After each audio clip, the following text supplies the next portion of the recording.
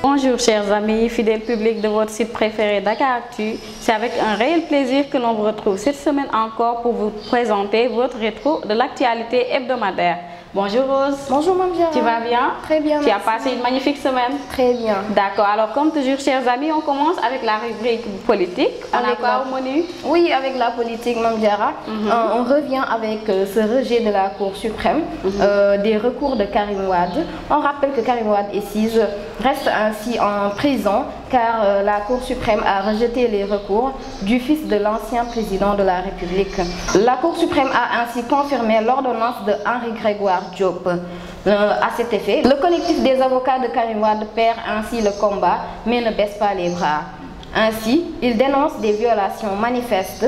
Maître Boubacar Cissé a estimé que la CREI n'a pas respecté les conventions internationales signées par le Sénégal. Samuel Sarr, pour sa part, s'est désolé du rejet et soutient que la Cour suprême a donné une décision politique et ils vont répondre par des actes politiques. Toujours avec le rejet des recours de Karim Wade par la Cour suprême, la RADDHO s'est dit déçue. À cet effet, il demande la suppression de la CREI. Selon les défenseurs des droits de l'homme, l'image du Sénégal a été écornée et ce qui a été dit par la Cour suprême et ce qui a été dit dans l'affaire Karim Wade n'est pas le droit. En politique toujours, Djiboka, on le rappelle, il a rejoint les rangs de l'APR. Djibo Leyti Ka a finalement claqué la porte de l'opposition. On rappelle que Macky Sall avait ouvertement tendu la main à ce dernier lors de l'inauguration du siège de la Sonatel. À cet effet, Djibo Leyti Ka a répondu favorablement à la demande du président de la République. Il fait partie désormais de l'Alliance pour la République. C'est lors de la réunion des leaders du front de l'opposition chez Mamadou Diop Decroix que Djibo Leyti Ka a fait l'annonce qu'il quitte l'opposition pour rejoindre les rangs de l'APR. Et on revient avec la marche du PDS qui a été interdite. On rappelle les responsables du PDS avaient annulé leur marche pour cause les décès notés dans la capitale. Il s'agit de Vieux 5 Faye et de Feu Doudou Ndiaye Coumba Rose. C'est pour cette raison que cette marche du PDS a été annulée. On rappelle que les responsables du PDS comptaient faire leur manifestation, cela malgré l'interdiction par le préfet. Et c'est cette actualité qui met fin à la rubrique politique Mme Gérard. Oui. On enchaîne avec.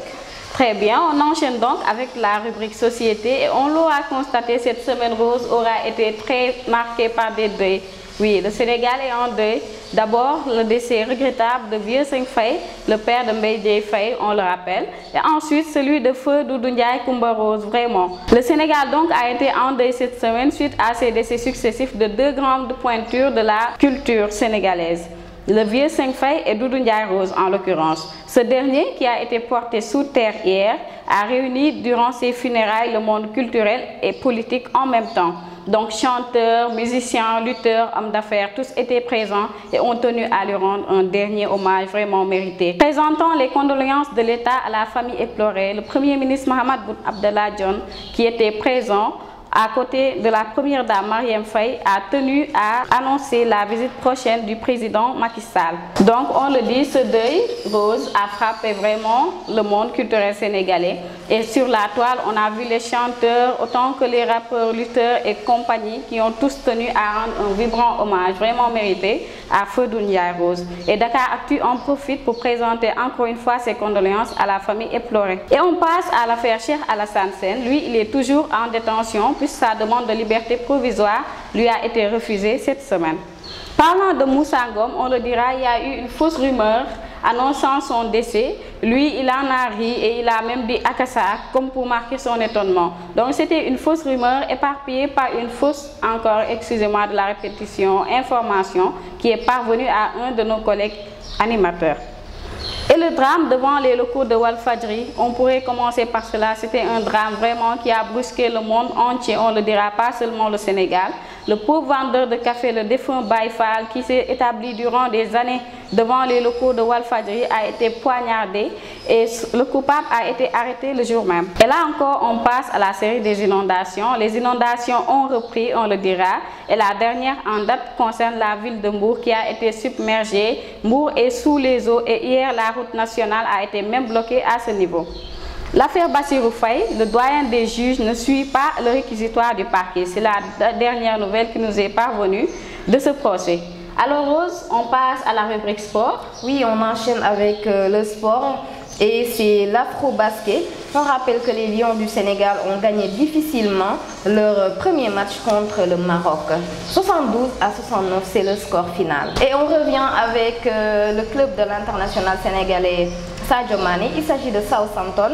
Il refuse de vendre l'international sénégalais. Les dirigeants du club comptent ainsi décliner toutes les offres de transfert concernant le milieu offensif sénégalais.